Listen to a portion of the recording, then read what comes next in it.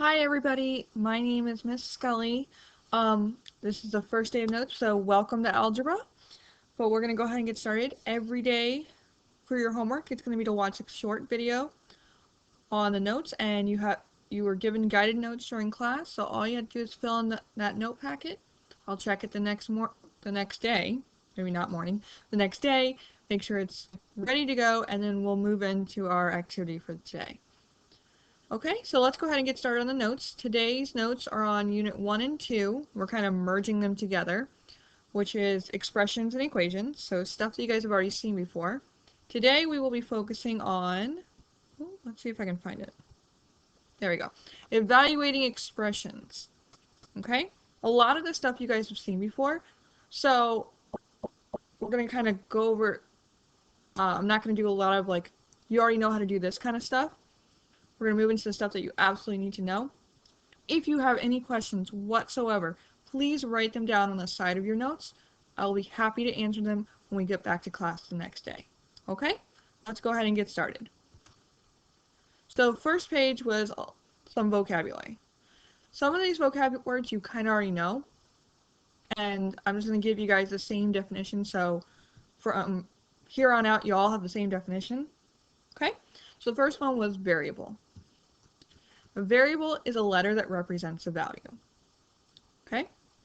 Also, if at any point I'm going too fast or you miss something, please feel free to pause the video or rewind it. It's not like normal class where you have to write and you'd have to interrupt the class if you miss something. You can go ahead and pause it and work at your own pace, okay? So a variable is a letter that represents a value. So an example would be X, Y, Z, a lot, like basically any letter you want. Most of the time we avoid O because it looks like a 0, or an L because it looks like a 1. But it could, if we need to, we can still use them. Okay? A coefficient is a number being multiplied with a variable, so that's always a number you see right in front of a variable, like this. Here, 3 is our coefficient. Okay?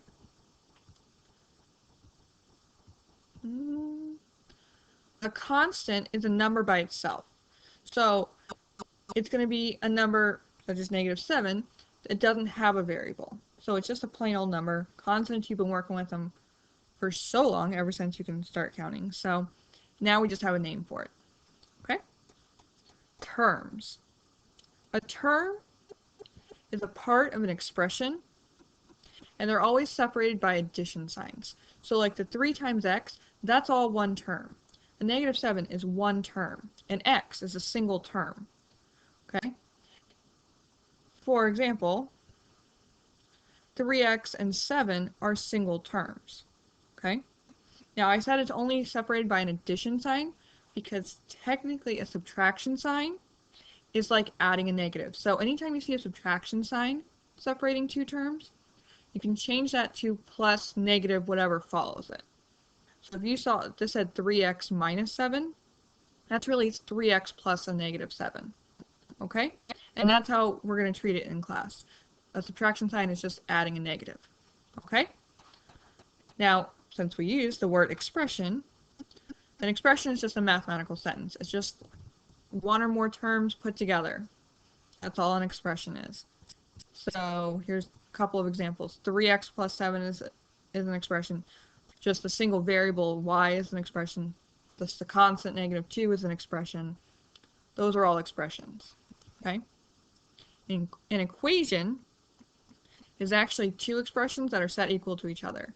So basically, we just go ahead and put it together. It just has an equal sign. That's the only difference between an expression and an equation, is that equal sign part. So 4x minus 9, that's an expression. -1 is an expression, and they're set equal to each other. Okay? So here, just to show you an example, 4x is one of my terms. -9 is also a term, because that's really 4x plus -9. Okay? We'll talk more about that in class. Simplify, that's the kind of direction you're going to get a lot. To perform the operations to try to get a single value. Now in algebra, most of the time, you're probably not going to be able to get that single number. But we're going to perform as many operations as possible so we can get close to that single value. Okay? Sometimes we can't always get to that single value. Like here, we know what 3 plus 5 is. It equals 8. So we simplify the 3 plus 5 into an 8. But since we're in algebra, we're going to be working with more variables where we don't know what they actually are. So we can't actually perform those operations. But that's okay. Evaluate is another direction that you're going to get a lot. Evaluate means to substitute in a value for the variables and then to simplify. So here's an example. We have x plus 4, and we know that x equals 6, so we're going to substitute in that 6 for the x. So now we have 6 plus 4, and we know that equals 10. So we just kind of substitute in and simplify. So that's all the vocab we have for today. Again, if I kind of went too fast for you, pause the video now, and you can just write all the stuff down. All right? But make sure you get all this stuff in, because I will be coming around to check these homework packets to make sure they're filled in and you've done all the work for them. Okay? All right, so a numeric expression and an algebraic expression. These are the two kinds. Kind of self-explanatory. Numeric expression has only numbers. It's an expression with only numbers in it, and then the operations and stuff. But an algebraic expression, which is stuff we'll work more with, has numbers, operations, and variables. You probably already figured that out. Okay? So those are the two kind of expressions we're going to be dealing with today. Most of them are going to be algebraic that turn into numeric once we substitute in stuff. So just knowing how to simplify them both is going to be great. Alright, so how to simplify a numeric expression? We actually use the order of operations. And in my class, we're going to call it GEMDAS. So GEMDAS. Okay? Where they pretty much, it's the same thing that you've learned if you've learned PEMDAS. Except we use a G because G means grouping symbols. Okay, so that includes the standard parentheses that we've all seen before. It's also got braces, these little curly parentheses. Brackets, these are the square parentheses. All these are just grouping symbols. They can be interchanged. It's not like we prefer one over the other. But those are grouping symbols. And sometimes this even includes the absolute values, radicals, or fraction bar. These three are going to become grouping symbols when there's an operation within them. Okay, so if we had like 3 plus 5 inside absolute value symbols, we'd have to do the 3 plus 5 first before we could take the absolute value. Same thing with the radical and the fraction bar. Okay? The next step would be to do all the exponents. Okay? Which we've seen before. We've done order of operations before, guys. So next step would be multiply and divide, and we always do that from left to right. Okay, just whatever we read first, not do all the multiplication first and then divide first. That's not right. We just go in the order that we see it. Okay, and then the last step is do the addition and subtraction. Again, from left to right. Okay, so that stuff should have been pretty easy. How to evaluate an algebraic expression? 2 steps, pretty easy. First step, replace all the variables with a specific value, and you should use parentheses. Whenever you replace a variable with a number, put that number in parentheses.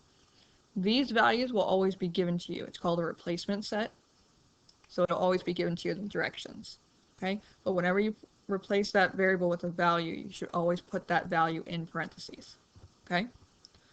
2 is to simplify the resulting expression. So again, we're just going to do the operations then, and we're going to do it in the order of operations. So GEMDAS. Okay, key term here is substitute. Alright? Alright, so that's how to. Let's go ahead and practice some of this. Example 1. We're going to do this one together. So we evaluate 2ab plus 3ab when a equals 5 and b equals 3. So this is our replacement set. They told us the specific values. So step 1 says to replace the variables with the values. So we go ahead and do that. You notice how I put all these like replacement values in parentheses? This is what your work should look like every single time. Okay? Doesn't matter if you can do it in your head. I want to see your work for it, please. Okay?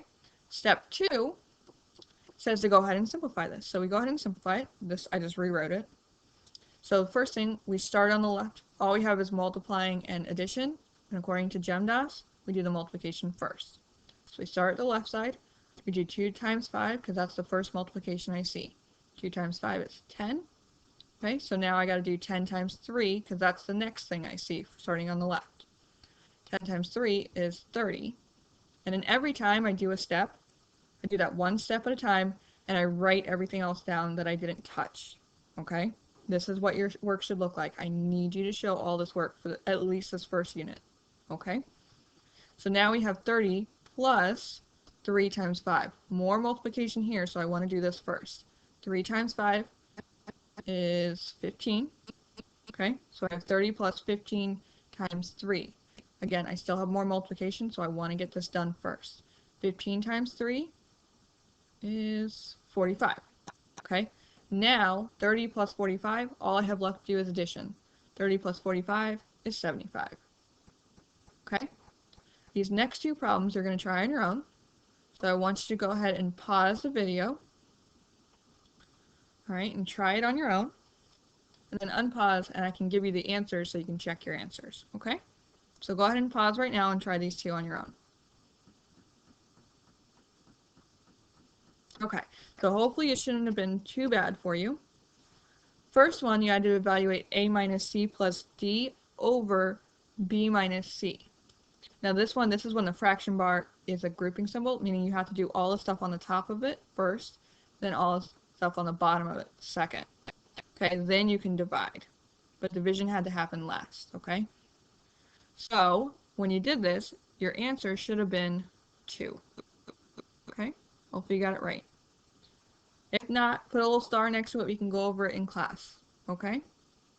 Next one, you had to evaluate 7x minus 2, all of that squared plus 4, when x equals negative 1. So you're plugging in negative 1 for the x, and then following order of operations. Okay? So, again, parentheses, that's your group. So you had to do that stuff first. Once you got a single value for that, then you can go ahead and square it and add 4. So your answer should have been 85. Okay? If you got it right, go ahead and give yourself a little plus sign or something, like check mark, whatever you do. If you didn't, make a note of it and be ready to ask for it in class, okay? Alright, so not too bad. Almost done here. Okay. Now, absolute values, we said, is a kind of grouping symbol if there's stuff inside the absolute value symbols. Now, normally, sometimes there will be, sometimes there won't be. But in general, it helps to know what an absolute value is. So these are what the symbols look like. They're just straight lines. And it's called an absolute value. And the absolute value is actually the distance a number is from 0. So either above 0 or below 0. But an absolute value is always going to be positive because distance is always positive. So 3 is 3 spaces away from 0. Negative 3 is also 3 spaces away from 0.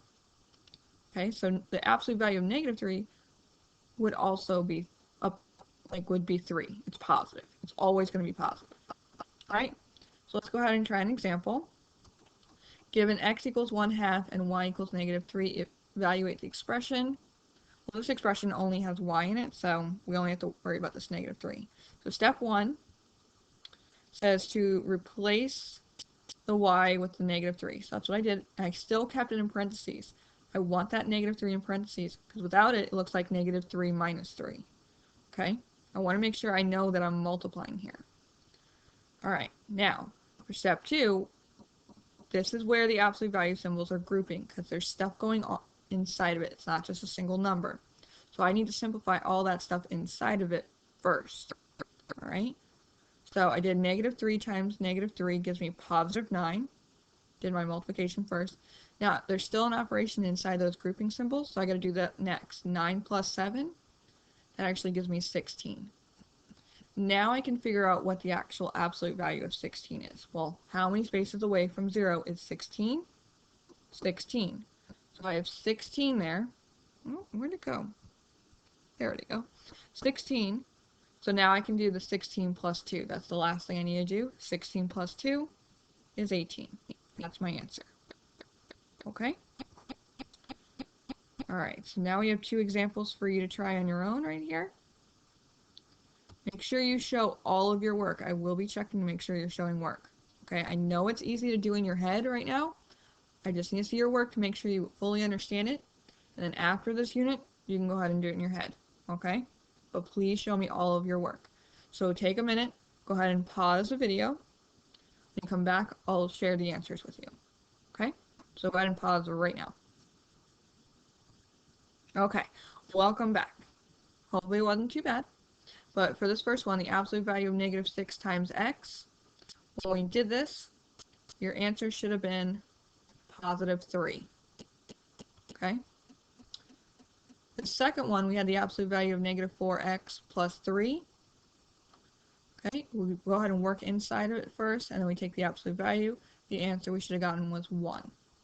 Alright? If you got it right, good job. If not, make a little note. Make sure you ask the questions in class, okay? Alright, moving on to our last little bit. Alright, square roots and cube roots. Square roots you guys have a lot of familiarity with already from past classes, so that should not be too bad. Cube roots, not as familiar, but I'm pretty sure most of you guys have seen it before, okay? So we're going to do a quick explanation and do a little bit of practice with it. Alright, so the first one we're going to do is a square root. That's this symbol. This symbol is actually, it has a name. It's called a radical, okay? I mentioned it earlier in the notes. It's called a radical, okay? Alright, so this, we get a square root when we try to figure out what number times itself gives you the radicand. Now the radicand is going to be that number under the radical. So usually there's a number right here. This is the radicand. This symbol is the radical. I know it's confusing words. We'll talk more about it later on this year. So just trying to give you some more vocabulary right now. Okay? The next one is a cubed root. Okay? Still, the symbol is called a radical. It just looks like this. It's a radical with a little 3. Okay? Cube root has that little 3 hanging off the front. Okay? It's not a 3 being multiplied with the radical. It's a 3 it's like tucked in there. Okay? And what that is what number times itself 3 times. Okay, so gives you that radicand, the number under the radical. What number times itself 3 times gives you that number. Okay, that's the cube root. Okay, it's next to squared is when you have a number to the second exponent. It's got a 2 for an exponent. So that means you just multiply the number by itself once. So you have it like 2 times 2. It appeared twice. Okay? And then cubed is when we have that number being raised to the exponent of 3, which means we multiply the number by itself 3 times. Okay, so 2 times 2 times 2, that's 2 cubed, so it gives you 8. Alright, so here are just a quick rundown, and these are going to be up in my room as well, so you can see them on the wall. But the perfect squares and the perfect cubes. Okay, so perfect square of 1 is 1, perfect square of 2 is 4, 9, 16, 25, 36, 49, 64, 81, 100. We get this perfect squares just by doing 1 times 1 gives me 1, 2 times 2 gives me 4, 3 times 3 gives me 9. Really, really easy stuff, right? Perfect cubes, I just do 1 times 1 times 1, just times by itself 3 times. Still gives me 1. 2 times 2 times 2 gives me 8. 27. Oh, 64. 125. 216. If I can find. Ooh. 343. 512. 729. And 1,000. Okay? So these are just good to know what the perfect squares and perfect cubes are, just so it's faster and easier for you. Okay? Alright, so let's try this last example together. What is the value of the expression? Still, I'm just evaluating, right? So, still just plugging in, and like plug and chug. That's what I call it, where you just substitute in and then work it out. So, if you ever hear me say plug and chug, it means substitute and then simplify. Alright, so step 1, we go ahead and replace the A and the B. So I did that. And I used my parentheses, because this one especially, I needed my parentheses around the -5. If I didn't have that, it would look like negative 5 squared, and it looks like that square is only talking about the 5, not the negative. Okay, so parentheses are very, very important. Alright, so step 2 says to go ahead and work it out. So here is where the radical is a grouping symbol. This cube root is actually a grouping symbol because there's a couple operations I have to perform in here first before I can take the cube root of it. So first one, when I'm working within a grouping symbol, I still follow GEMDAS, so I'm going to do the exponent first. Step 2. So I'm going to do negative 5 squared gives me 25. Now I can do 64 plus 25 gives me 89. Now I can go ahead and take the cube root of 89. Now 89 is not a perfect cube, okay? So because it's not a perfect cube, meaning our answer is going to come out to be a decimal, okay? Decimal we get when we run it, I think, so here I got 4.5. I think I rounded that to the nearest tenth. I think it came out to be 4.46 or something. So I just rounded it to 4.5. Alright? So if you have to round something like that, and they didn't tell you what to round it to, make sure you write a note so I'm aware, what are you rounding it to? Okay? Usually if you have to round, I'll let you know, round it to the nearest tenth or the hundredth, or I'll put it in the directions, okay? So just make sure you give yourself a little note, round it to the tenth, so you know. Alright? Now I can go ahead and do the multiplication. Negative 2 times 4.5, that gives me negative 9. So my answer is negative 9. Alright, so now you got the last two problems. You guys know the drill. Show all your work, pause the video so you can actually do your work. When you come back, I'll have the answers for you. Okay, so go ahead and pause. Alright, so hopefully worked out. Wasn't too bad. This one was a lot easier than our example one. So, first one right here, 5 times the square root of a minus c times the square root of b plus 9. You should have gotten the answer of 35. Okay? Remember, got it right. Great. If not, please make a little note. What is the value of the expression when a is 27 and b is 36? We go ahead and do that for negative 5 times the cube root of a minus the square root of b. Well, that one we should have gotten the answer of negative 21. Okay? So, if you found this really easy, great. If you had a little bit of struggle, it's probably not a big deal because it's the first day. Just make little notes and please bring them up in class when we talk about these things. You can also come after school. We can go over them. But yeah, I'll see you guys in class. I hope this was fun. I'll see you guys in class. Bye.